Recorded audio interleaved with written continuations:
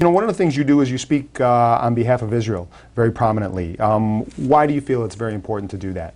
Well, I think stepping over from Judaism to the issue of Israel is really where you start to get into hot water, and where I think people are afraid to attach themselves publicly or support Israel publicly. And my feeling is that it is a hot button issue, and I feel like sometimes we present the issue as Jewish, and as Jewish parents sometimes we present the issue as black and white, and I can understand why. There's a sort of defensiveness where Israel, even if it's not at war with bullets, it's always at war. There's always a PR war, and there are people sort of undermining its legitimacy, even just to exist as a country. So to me, that is a black and white issue, and I feel, I have no problem saying Israel has a right to exist and to exist peacefully. I believe there's a lot of gray area, and it's good to get into that gray area with your kids. And yes, there are things to discuss, and there are different. You can have different points of view, sometimes counter to the Israeli government, but that doesn't mean you step away from the basic proposition that Israel as a country has a right to exist. And the way I got into because my natural inclination really isn't to talk about my political views publicly. I sort of usually roll my eyes when I see actors. I'm like, yeah, you're an actor. Act. I don't need to know what your political point of view is. But I flipped a little bit, at least on the issue of Israel, and this goes back more than 10 years, when there was a rally, the Jewish Federation sponsored rally for Israel. And it really was apolitical, at least from my point of view, because its only message was Israel has a right to exist.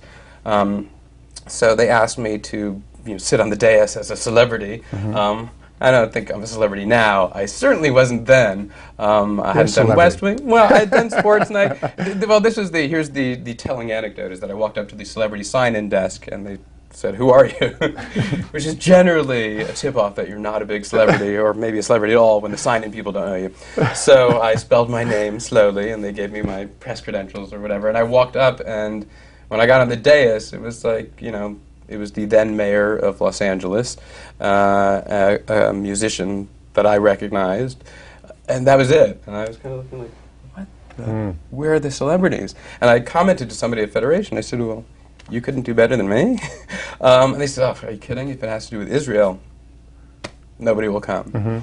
And I don't want to paint with too broad a stroke, because there are people who will do things, but it's slim pickings. And here in in Los Angeles, where there's no shortage of high-profile Jews, so that's sort of, that got me going a little bit. Even still, though, it appears that in Hollywood there's a pro-Palestinian push, not a pro-Israel push. Right. Look, and my feeling is, I'm not anti-Palestinian. I'm pro-Palestinian. Humans are humans, and if there's a way to work things out so that it's not too idealistic, but if people could live in peace, that's the goal.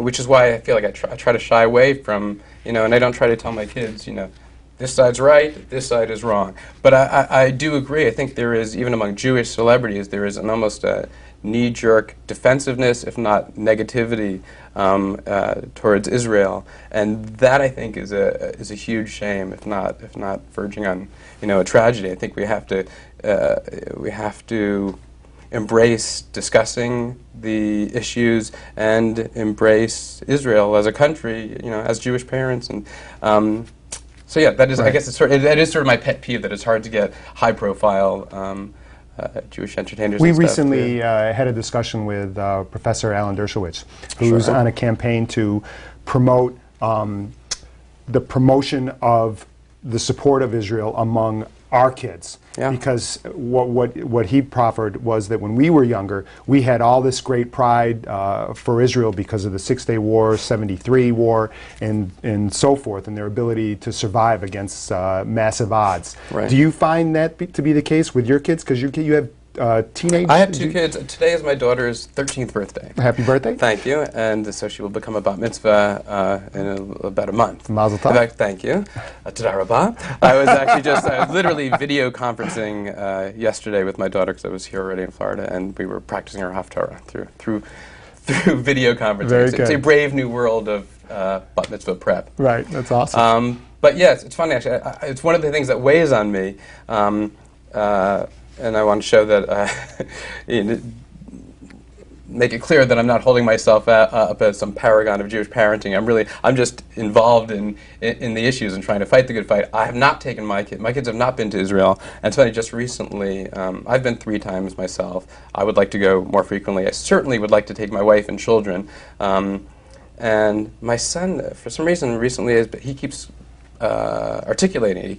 He and one of his friends are obsessed with Israel. I really want to go, and I really want to. I have to make that happen soon. While that seems like an exciting and a great thing to do, I think as much as we talk about it, and that is important, even more important is going there, because a lot of the other stuff falls away when you actually get off the plane and you're in Israel. The last time I went, I remember people were asking me, "Are you scared? Are you afraid?" And I was like, you don't really, you know what Israel's like, I guess, from reading newspapers or something. Someone said to me something about barbed wire and fences, and I said, that's not Israel. Well, what Professor Dershowitz hypothesized was that it wasn't cool for kids to be prideful of Israel any longer. That's exactly one of the reasons why I'd like to see people with profiles higher than mine embrace Israel, because that, for better or worse, that makes it cool. The non-Jewish celebrities, they're there all the time. Madonna's there, Whitney Houston is there.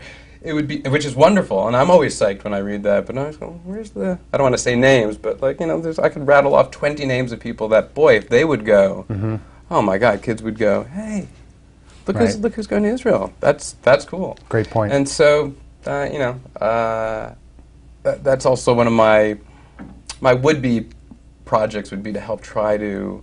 And I've tried in the past, it didn't happen, but I'd like to be a conduit to celebrity and try to get some high-profile Jewish celebrities, maybe who have never gone or have gone and not publicized it, and just to let it shine a little light on how great Israel is. What do you see as Israel's #1 threat today?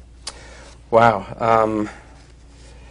It depends, political answer like Iran, or I feel more comfortable addressing the greater, which is perception. It's just always been a